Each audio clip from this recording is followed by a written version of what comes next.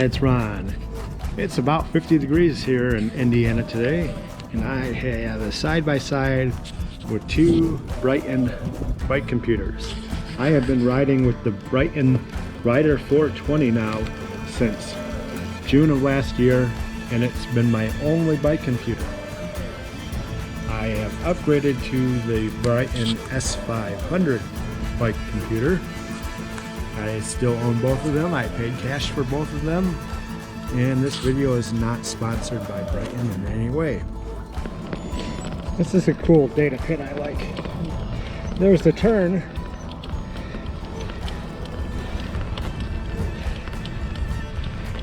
But that's not on the 420. And my turn pops up. I like that.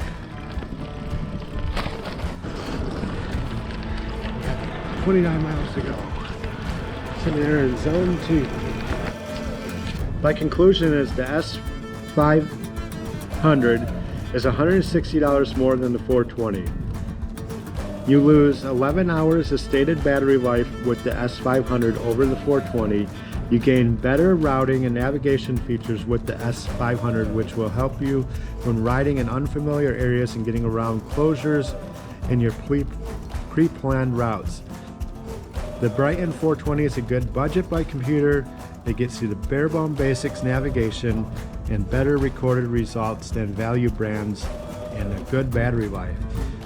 The S500 is a good priced high-end bike computer with many options for indoor riding as well as advanced navigation and good battery life for the long distance bike touring and adventure riders. The Bryton S500 currently retails for $319. What I like about this unit is it has a color map, which we can switch over right here. That's the color map. I'm actually on the recording right now. I'm on a bike ride. I just stopped to take a break and do this video. So, color map.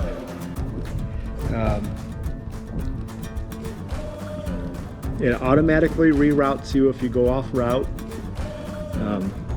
That's going to be on my pro list and my con list. I'll let you know earlier. So I like it that if you're on unfamiliar territory, that this thing is going to reroute you and get you back to your route. It's going to really help in the bike touring days where a lot of times trails are closed for construction and you don't know about that when you're planning your route. So that's a big reason why I bought this, is so I can get the rerouting and help when I come up to trail closures or road closures in my planned route. The battery life on this is good. It stated battery life is 24 hours, which is better than the Crew 2 and other high-end bike computers. Navigation in the app works good, so you can go into your Bryton app on your phone and type in an address and have it create a route and navigate for you. It has good integration for indoor route or indoor riding. I don't have a fancy indoor trainer. I just have the cheap one, so I really can't take advantage of those features with my current setup for indoor riding. But if I had a better indoor rider, this ride I'm on today, I could load this into the bike computer and it would simulate this ride. I would assume that it's going to adjust the tension in the indoor trainer to simulate the current ride I'm on now, which is pretty cool if that's actually what happens. So I don't know, I haven't used a fancy indoor rider. The mounting integration for this is good because on the back here you can change that mount from the Bryton mount to a Garmin mount. So if you're coming over from Garmin or use a different bike computer that uses Garmin style mounts, so you can take the screws off and change that. You'll have to pay that or buy buy that from their site. This one over the 420, this one has 3 separate bike profiles that you can make. And on the data pins, which are these little guys here. Oops, let me go back. All these things are your data pins. You can put more of them on the screen than you can over here on the 420. So that's good. So let me go into the cons on the S500. My cons is the voice feature is not accurate. So I live on a street that has a common name, and then there's like several, like boulevard or street or park, or like if you're going to Jefferson Park, but there's Jefferson Street, there's Jefferson Boulevard, there's Jefferson Court. So I'm finding that I tried to do the voice thing, and it doesn't pick up on that secondary name very well. So unfortunately, I wasn't able to use the voice command to have it create a route home, so I had to go into the app to do that.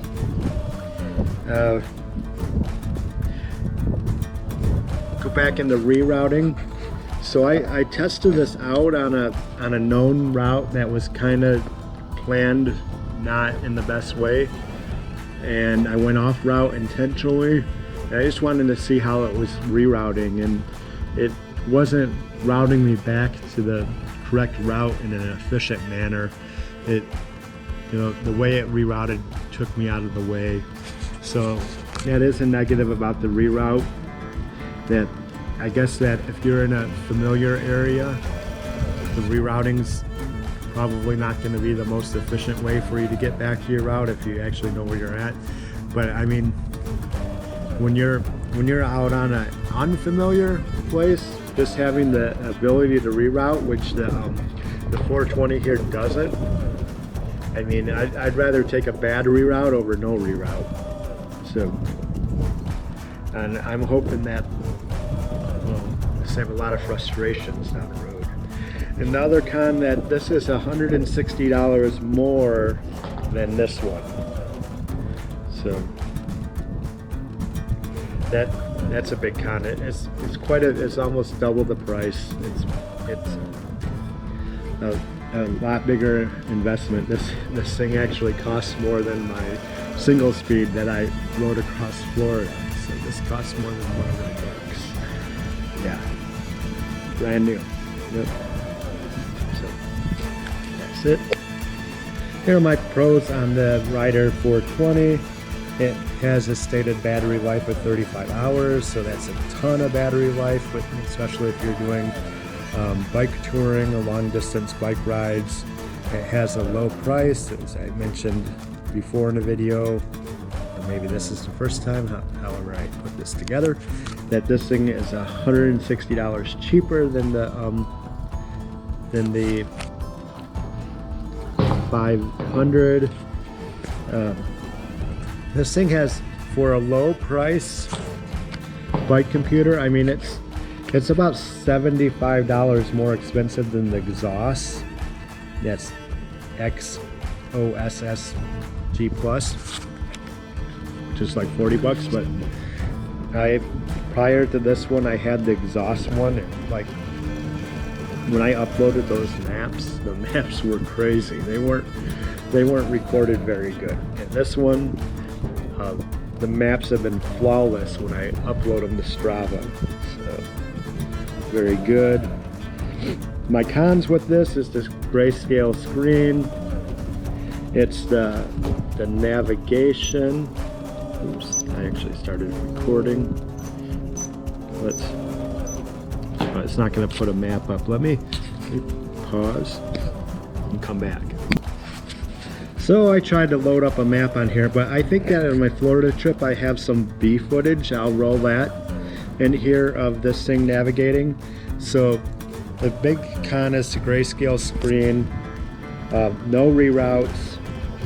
The map is just a breadcrumb map. That means it's just a little line and an arrow. Like there's no background to show any features like when you navigate on this guy here. Let's switch this over. So I got a nice map showing some other points of interest and features and landmarks that you can kind of have cross streets and whatnot. So you don't get that on this, and that's a big con.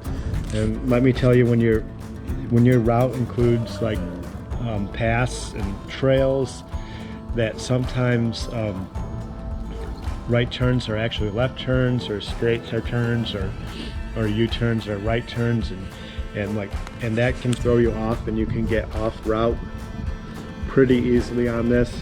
It does not reroute you if you get off route. It does not have a navigation feature to help you get past closures on your route, unexpected closures. I mentioned that before in this one. That's a big reason I'm upgrading, is that when I'm on a bike tour in an unfamiliar place, I'm making these routes sometimes 3 or 4 months in advance, and there's construction, there's road closures, and almost every time I've been on a bike trip, there's been a need to find some sort of alternative route. You only get two bike profiles, and also because of the I'm assuming that there's just not enough pixels on this screen, but on this one here, let's switch just a couple of screens here.